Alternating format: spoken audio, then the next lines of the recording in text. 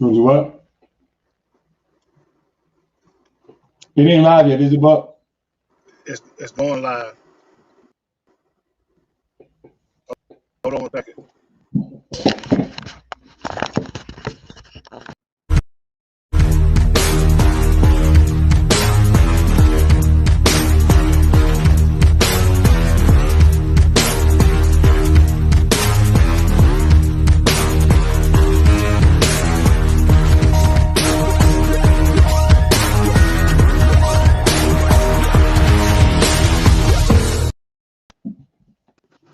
Hey, how y'all doing? This is Coach Buck here with y'all from W.A.B Sports Talk, coming live from. I'm actually down in Augusta, Georgia. I'm coming out of my car. I got a good friend of mine, a good guy that I've been knowing for a long, long time, a legend at his own from Baltimore, Maryland. My boy, Mr. Sean T. Tyson. What's up, my brother? How you feeling? What's up, man? How you, Buck? Man, man, man, and glad you took time out of your busy schedule today to come on and chop it up with me, man, and talk about some of your stuff that you got going on, man. But a lot of things I like to do, Tice, man, and it just really, I know it's been a while since you've been up in the Clemson area and different things, man. Just want to see where you at, where you going, but I want to start back, let everybody know where you're from, man. How did you get started on this basketball thing, man? But thanks, man, for having me, Buck. I haven't, we should probably do more of this stuff off the record because we got a lot of stories and stuff, and we do go back, man. So I appreciate you getting me out there a little bit. Yeah, my story pretty much like I'm from Baltimore. Most guys that play with me or play, against me know that I'm from Baltimore City, and made my way to Clemson University from Dunbar High School, one of the best high schools in the country in terms of basketball and a legendary place. I'm proud of that home that brought me where I was at in Clemson, and then my travels as a pro basketball player after Clemson, and then just venturing into areas of basketball and development with players, and it's kind of led me to where I'm at now, doing stuff with players, working guys out, training guys, giving guys a mentorship through the game and some life decision advice, and so that's where I'm at. I mean, it's for me, it's kind of simple, but that's where I'm at. Well, I'm gonna take it back, man. I want to know, when was the first time you picked up the rock, man? When was the first time you picked up the basketball, man? When did you know that you had the skills that you had? What grade? How old was you? What grade you in when you first started hooping, man? That's a question. It's funny. I don't think a lot of people know this, but I grew up a part of my childhood in St. Louis, and that's when I first experienced the game of basketball. Being a guy that kind of had it in my family, and being around my brother, we picked up the game in St. Louis. And when we moved back to Baltimore is when I started playing more seriously. But I was around, I guess I could say 6, 7, growing up out there in St. Louis. And so, it's when we moved back to Baltimore and got serious for me for basketball. That's how I was. So. All right. So let me ask you this question, Tice. So you started hooping back 6 or 7 years old, you and your brother, and y'all moved back to Baltimore. I know Baltimore is like, you was an inner city kid or suburb kid. How was it up there in Baltimore at that time back when you was playing? I know it was kind of crazy. There's a lot of great guys came out of Baltimore, man. And just tell us a little bit about your elementary and your junior high and high school career, and the guys you might have played with who came across your path. That's a great question for me. It's growing up in Baltimore was kind of different. Like I am from the inner city, and I did grow up in East Baltimore, and it was tough throughout city, on both sides, east, west, all around. But the funny thing about where I grew up at in the middle schools and the elementary schools, I grew up on probably one of the I don't know a lot of people know this either, is that I grew up where my recreation center, Chickweb Recreation Center, Thomas G. Hayes Elementary School, Lombard Junior High School, and Dunbar High School as well as the projects that we lived in, Lafayette Projects, Somerset Extension, Mellow Court, Wharton Court, and Lester Morton, all those courts they did. Like that was all within, 2 or 3 blocks from each other. So I kind of grew up on like a small micro campus right there in the inner city with a college, the Journey of Truth College, which was like a literal school, all within like 4 blocks. So we had a rec center, elementary school, a junior high school, a high school, and a sort of small junior college right within, I would say, 100 meters of each other. You know what I mean? So it's that was kind of thing, and we were surrounded around projects that were breeding talent through all types of things: basketball, football, arts, things like that. That was all right there in Baltimore City, East Baltimore, right there. So pretty much all right there, man. And yeah, and so I didn't think about that. Yeah, so did y'all mom tell y'all go outside and play and stay out there till the lights come on? Or I know we was in the country, so we had to leave early in the morning. We couldn't come back in the house to the porch light had to come back on. You know what I'm saying? So I know it was a lot of basketball played up there. So what was some of the good guys, man, that you played with on your team in your junior high and high school career? Obviously, going to Dunbar, people would know the history of playing with the key guys, Muggsy Bogues, Reggie Williams, David Wingate, Russ Williams, Gary Graham. I know those guys I'm forgetting as I think back on guys that could be in that mix.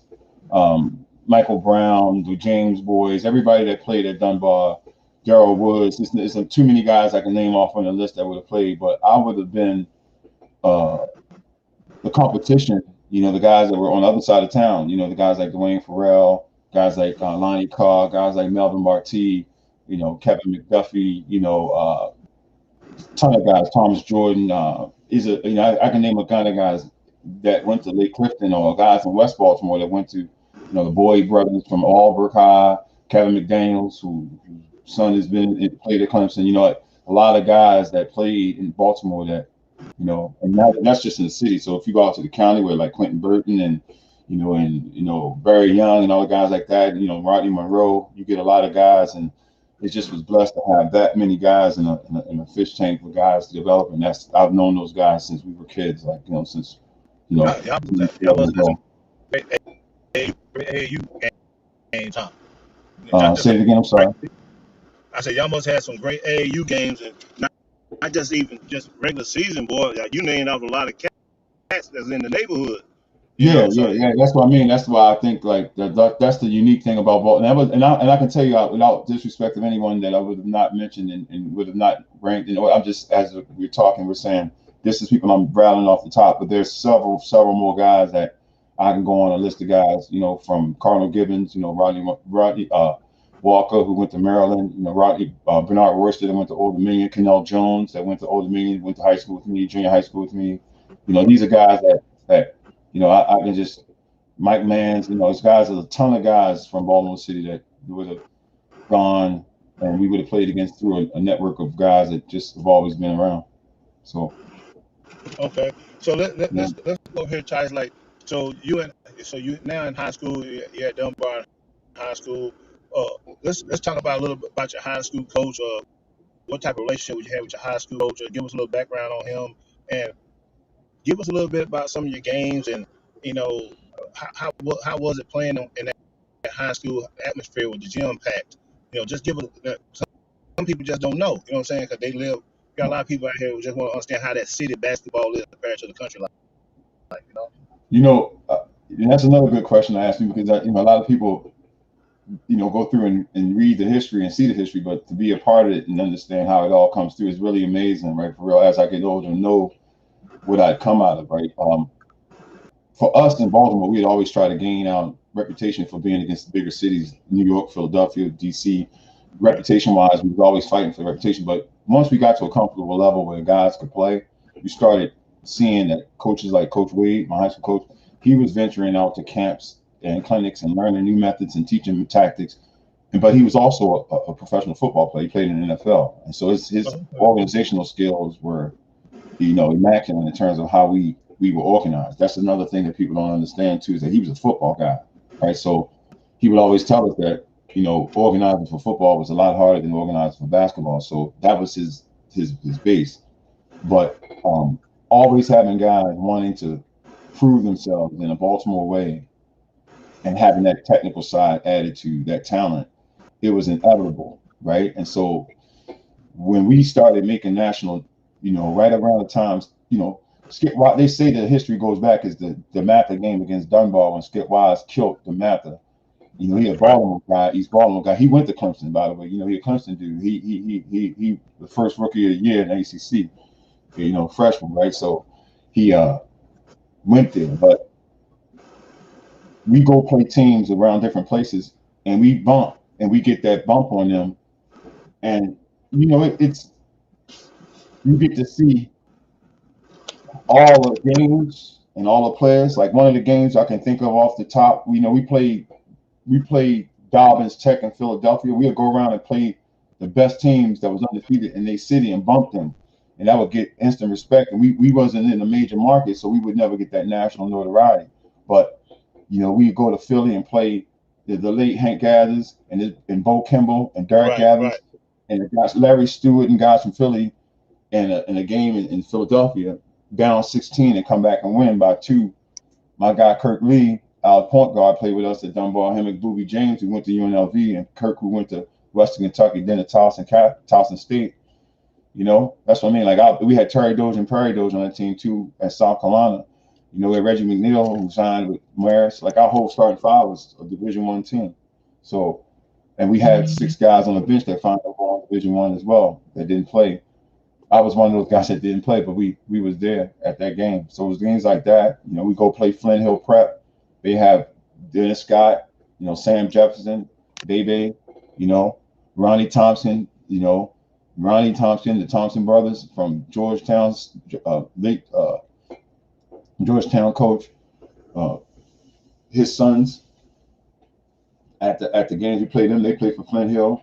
Um, we go play the Mather. They got Gerard Mustafa, Steve Hood, John Gwynn. You know, it's deep. You know, we go play Gonzaga. They got Perry Carter. You know, Mark Tillman. Right. You know, so I mean, go play Calvert Hall or Lake Clifton. You know, I mean, it was Can you hear me, always Tyson? talent around. Yeah, I can hear you. Yeah, the volume went down a little bit on the phone and everything.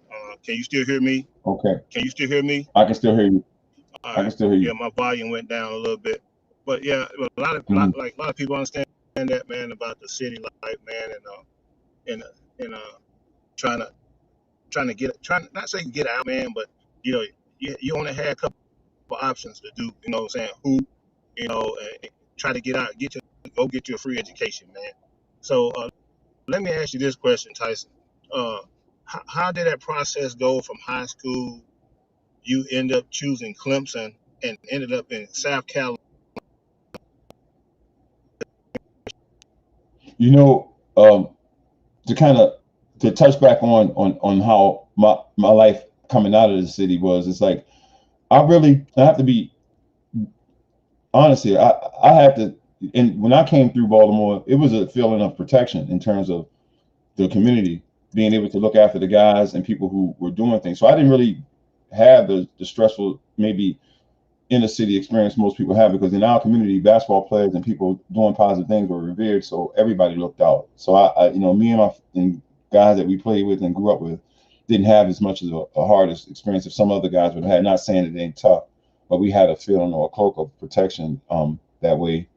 Um, but at the same time, when you talk about um, just how I got to Clemson, you know, again, coming from a supported pipeline of players that have come from Dunbar and being in the recruiting process through a summer of competition and just naturally playing against the guys I mentioned, like, you know, you play in a city where that competition is that heavy. It doesn't take much for you to show guys at the next level you can play. So it wasn't like we had to play in places. The competition was so strong that you can come to watch a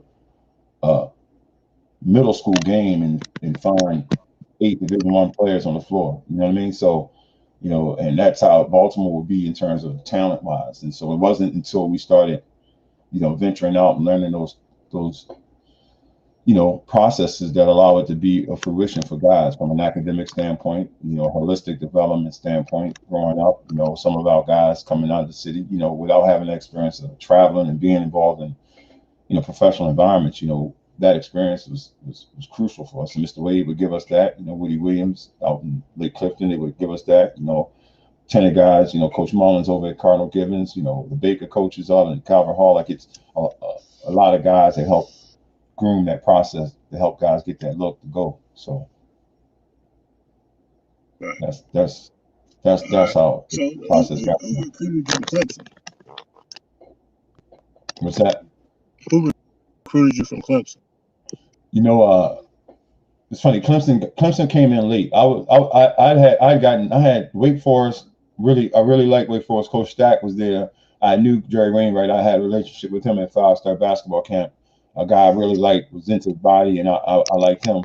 We had Florida State, Seton Hall, PJ Carlissimo, another guy how I liked. Clemson, in Providence, who had Rick Pitino at the time, and who else? Coach Stu Jackson, who was with them at the time.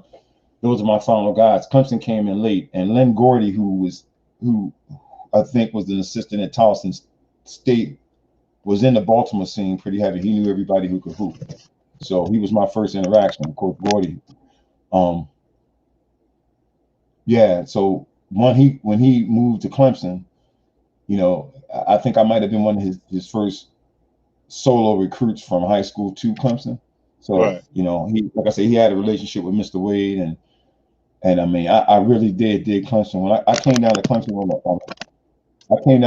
on a weekend, and it was really nice, and it was really nice. I was really impressed with everybody who I ran into, so we were good. My visit was great. Yeah, Coach Gordy, Coach Gordy was a good guy, man. I love him to death, man. Him and Eugene Harris and Cliff Ellis. So you ended up choosing to come to Clemson, right? Now you down here, you from the city, you're from Baltimore now. Hey, down here in Clemson, South Carolina. Boy, now I know you got some stories to tell about Central Carolina.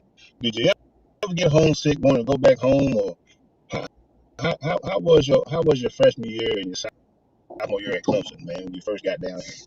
You want to know what, man? And I'm gonna tell you something that crazy happened to me at Clemson when I got there. Some kind of reason, the people that I met seemed like the people that I grew up with. It was something different about, and then as I got to being down there, I started realizing that it was a lot of people who were older than me, whose roots were in the state of South Carolina and North Carolina. So like people that were from Sumter, like cousins that was from small parts of, Sumterville. Like it was crazy how, like, my family's from Johnson, that was from South Carolina, that was like made their way through North Carolina and into Baltimore. So I was finding that it was something about the people that was easy to feel like. It wasn't like I didn't know. Now the language was different, the dialects were different, but the way people acted kind of reminded me of people who were older from Baltimore. And I mean, when I talked to my family too, they were like, there's a lot of people from Baltimore, West Baltimore, East Baltimore that grew up in the South and moved there. So that was the first thing that connected me to South Carolina. And I didn't feel like that nowhere else that I visited. Like I went to see Florida State and visited. I went to Wake Forest and visited. But when I went to Clemson and visited, it was different that way for me. It was more, it's something that was about, my grandmother was from the South. So it was something like that it was a connection there, and that So was my pretty good connection, huh? There was a connection as soon as I got down there, but I never really felt homesick to answer your question. I never felt like I needed to go home. It wasn't like I was in California or something, Texas or something. I was a couple states away from relatives, right? So. Right. So let me ask you this question. I always ask my guys, and I probably know the answer anyway, but the people might not know. Everybody don't understand how Clemson was in the 88 to that 90 year of us being there. What was probably one of the favorite moments, and what did you love about Clemson and being around your teammates at Clemson at the time that you was at Clemson? I'm glad you asked me that too, because I've been waiting to say this for a long time, right? You know, when people ask me one of my favorite moments ever at Clemson University, they think that I'm gonna give them some story about seeing some of the best basketball you could ever see on the planet during the ACC, and that's for sure, because you would see a lot of good teams. But my most memorable moment at Clemson, and I'll never forget this, is actually your recruiting trip when you came from Atlanta and we went to go watch the Florida State football game. And I think at the time, Florida State might have been seventh in the nation, and Clemson was like third. You know, we had like Donnell Wolford at DB, and on the other side of the field was Deion Sanders. So we sitting at the 50-yard line. Me, Dale Davis, you coming out of Atlanta, you on your recruiting trip. We sitting down there watching the game, and Deion goes to the hill, brazenly go to the bottom of the Clemson Hill, and summons our football players to come down on our field in Death Valley. That was one thing. And then we came to the game and played. The speed and the athleticism that he was on the field with against the best players in the nation at the time defensively, that were guys that was like Donald Wolford, Eugene Beasley, Richard Smith. We had James Lott. We had a crazy defensive back team, right? We got wide receivers like Ricardo Hooper. We had guys that could play, and he was going through our team like it was unbelievable with the athleticism I've never seen in my life. So I watched that from the 50-yard line with you when you was a rookie, coming in on your recruiting visit with Dale Davis at Death Valley. And that was a Clemson versus Florida State football game when Deion Sanders matched up against Donald Wolford. That was unbelievable to me. That was the most unbelievable thing I've ever seen live by any individual person in any sport. So that's that. What Deion Sanders did in that game between him and Donald Wolford, that was probably the most remarkable thing I can remember. I can get into some other stuff, but this was probably the safest thing to tell you that we because Clemson was crazy for us back in the day, but that Donald Wolford and Deion Sanders matchup was one for the ages. Right. But yeah, man, I know. I love being there with you, man. I love playing there with you. The first time I met you, man, I knew you was a special guy. You know what I'm saying? Thanks, man. You was my roommate. You was a special guy, man. Yeah, it's like my phone is trying to die on me, dog. It's really making me upset right now and stuff. I can hear everything you're saying. So I know you got out after that. You got out of Clemson, man, and everything. And what happened? I know what happened after you graduated from Clemson, and where you end up. What ended up going into your life? What you end up doing after you graduated from Clemson? I went and played in the CBA for about 2 or 3 years, maybe 4 years, like 3.5 years, back and forth in the CBA, and I went overseas, played in France for about half a year, played in a couple minor leagues in Canada, wound up making my home in Canada. That's where I've been, and I just been in basketball, man. I did a lot of coaching, just after I stopped playing professional. I stopped actually playing in 2000, and I started, doing small reports and scouting reports for the coach that I played for the season before. I would just send them to him when I was home. And, that was it. Like I got busy trying to do something in basketball. I ran a couple camps and started finding a way to do work with the kids, and then just went into some coaching, like local high school coaching, and then I got an opportunity to do some volunteer work with one of the CBA teams that drafted me, the Grand Rapids Hoops, and I was doing some video work for them. That's pretty much what you're doing right now, helping young men and young ladies and get into school, and you're located you're out of the country, ain't you? You're out of the country working. You've been doing a lot of great stuff, man. I've been keeping up with you here on Facebook and on social media and stuff, Tyson. And you my room dog, man. You a roommate, man. You know how it goes. Very proud to see one of my fellow teammates doing great things in the communities and giving back.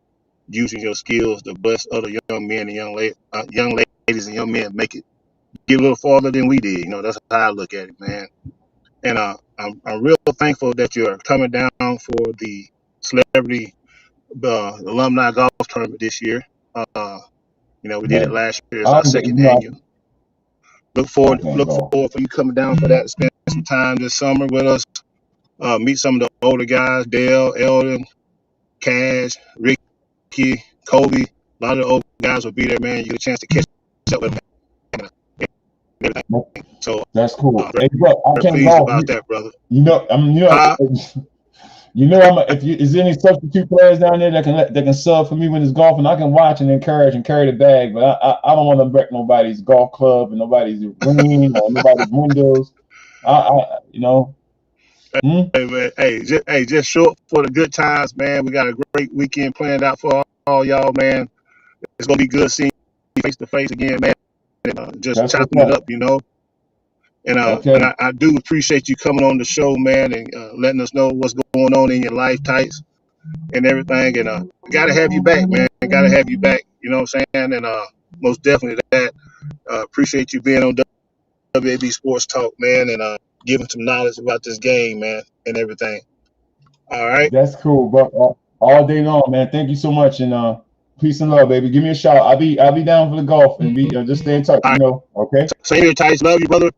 All right. Peace. All right. Yeah. We're going to go to a Uh huh. commercial break here with W Sports. Going to a commercial break. Sportsmanship have seemingly disappeared, Coach Wayne Buckingham started W.A.B Sports. His focus is on mentoring our younger generation and teaching valuable life skills that go way beyond the field of play. Whether it's football or basketball, he has a specialized sports camp designed to address the challenges the youth of today face daily. He believes it's all about teaching healthy habits now in order for those lessons to be applied to their future decisions. W.A.B Sports raises the money for these camps with various charity golf tournaments yearly. W.A.B Sports also offers scholarships so that these young men and women have a greater chance at success in their life after sports. Coach Wayne truly believes the best thing in life is making a positive difference. W.A.B Sports depends solely on donation. If you feel led to donate, contact Coach Wayne Buckingham at WABsports4@gmail.com. That's WABsports4@gmail.com. Hey, Coach Buckingham, man. Appreciate y'all tuning in today to W.A.B Sports Talk. It was a great pleasure to interview one of my teammates, Mr. Sean Tyson, Baltimore legend. Played at Clemson with me for 3 years. He's actually up in Canada doing great things, kind of helping the youth going on. But we want y'all to make sure y'all stay tuned for this summer, June the 5th, 6th, and 7th. Right, mark it down on your calendar. June the 5th, 6th, and 7th. We have our alumni golf tournament at Clemson University, where we bring a bunch of the old alumni guys back from the 80s, the 70s, the 60s, all the way back up to the 2000s. We are actually teamed up with football alumni and women's basketball alumni and men's basketball alumni.